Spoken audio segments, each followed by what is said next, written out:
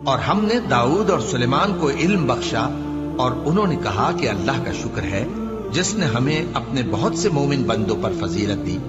اور سلیمان داؤد کے قائم مقام ہوئے اور کہنے لگے کہ لوگوں، ہمیں اللہ کی طرف سے پرندوں کی بولی سکھائی گئی ہے اور ہر چیز عنایت فرمائی گئی ہے، بے شک یہ اس کا خاص فضل ہے۔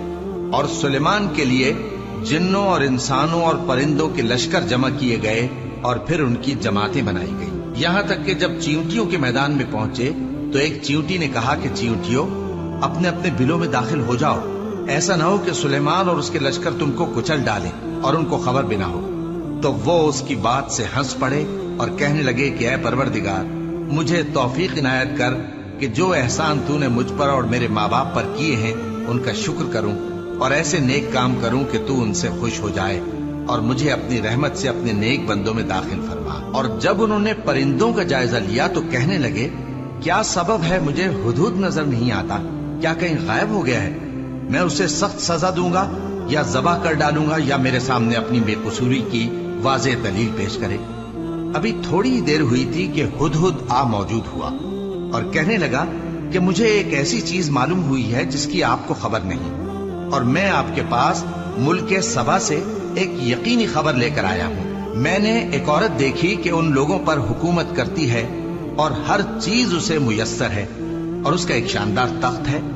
میں نے دیکھا کہ وہ اور اس کی قوم اللہ کو چھوڑ کر آفتاب کو سجدہ کرتے ہیں، اور شیطان نے ان کے اعمال انہیں آراستہ کر دکھائے ہیں اور ان کو رستے سے روک رکھا ہے، پس وہ رستے پر نہیں آتے اور نہیں سمجھتے ہیں کہ اللہ کو جو آسمانوں اور زمین میں چھپی چیزوں کو ظاہر کر دیتا اور تمہارے پوشیدہ اور ظاہر اعمال کو جانتا ہے، کیوں سجدہ نہ کریں؟ اللہ کے سوا کوئی عبادت کے لائق نہیں، وہی عرش عظیم کا مالک ہے۔ سلیمان نے کہا، اچھا، ہم دیکھیں گے تو نے سچ کہا ہے یا تو جھوٹا ہے۔ یہ میرا خط لے جا اور اسے ان کی طرف ڈال دے، پھر ان کے پاس سے ہٹ جانا اور دیکھنا کہ وہ کیا جواب دیتی ہیں۔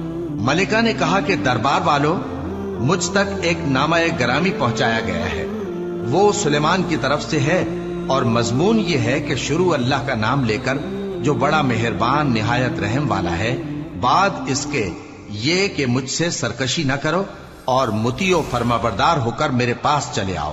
خط سنا کر کہنے لگی کہ اے اہل دربار، میرے اس معاملے میں مجھے مشورہ دو، جب تک کہ تم حاضر نہ ہو اور صلاح نہ دو میں کسی کام کا فیصلہ نہیں کیا کرتی۔ وہ بولے کہ ہم بڑے زوراور اور سخت جنگجو ہیں، اور حکم آپ کے اختیار میں ہے، تو جو حکم دیجیے گا اس کے انجام پر نظر کر لیجیے گا۔ اس نے کہا کہ بادشاہ جب کسی شہر میں داخل ہوتے ہیں تو اس کو تباہ کر دیتے ہیں اور وہاں کے عزت والوں کو ذلیل کر دیا کرتے ہیں، اور اسی طرح یہ بھی کریں گے۔ اور میں ان کی طرف کچھ تحفہ بھیجتی ہوں اور دیکھتی ہوں کہ قاصد کیا جواب لاتے ہیں۔ پس جب قاصد سلیمان کے پاس پہنچا تو سلیمان نے کہا، کیا تم مجھے مال سے مدد دینا چاہتے ہو؟ سو جو کچھ اللہ نے مجھے عطا فرمایا ہے وہ اس سے کہیں بہتر ہے جو تمہیں دیا ہے۔ حقیقت یہ ہے کہ اپنے تحفے سے تم ہی خوش ہوتے ہوگے۔ ان کے پاس واپس جاؤ، اب ہم ان پر ایسے لشکر لے کر حملہ کریں گے جن کے مقابلے کی ان میں طاقت نہ ہوگی، اور ان کو وہاں سے بے عزت کر کے نکال دیں گے اور وہ ذلیل ہوں گے۔ سلیمان نے کہا کہ اے دربار والو، کوئی تم میں ایسا ہے کہ قبل اس کے کہ وہ لوگ فرما بردار ہو کر ہمارے پاس آئیں، ملکہ کا تخت میرے پاس لے آئے؟ جنات میں سے ایک قوی ہیکل جن نے کہا کہ قبل اس کے کہ آپ اپنی جگہ سے اٹھیں میں اس کو آپ کے پاس لا حاضر کرتا ہوں، اور مجھے اس پر قدرت بھی حاصل ہے اور امانت دار بھی ہوں۔ ایک شخص جس کو کتاب الہی کا علم تھا کہنے لگا کہ میں آپ کی آنکھ کے جھپکنے سے پہلے پہلے اسے آپ کے پاس حاضر کیے دیتا ہوں۔ جب سلیمان نے تخت کو اپنے پاس رکھا ہوا دیکھا تو کہا کہ یہ میرے پروردگار کا فضل ہے تاکہ مجھے آزمائے کہ میں شکر کرتا ہوں یا کفران نعمت کرتا ہوں، اور جو شکر کرتا ہے تو اپنے ہی فائدے کے لیے شکر کرتا ہے، اور جو ناشکری کرتا ہے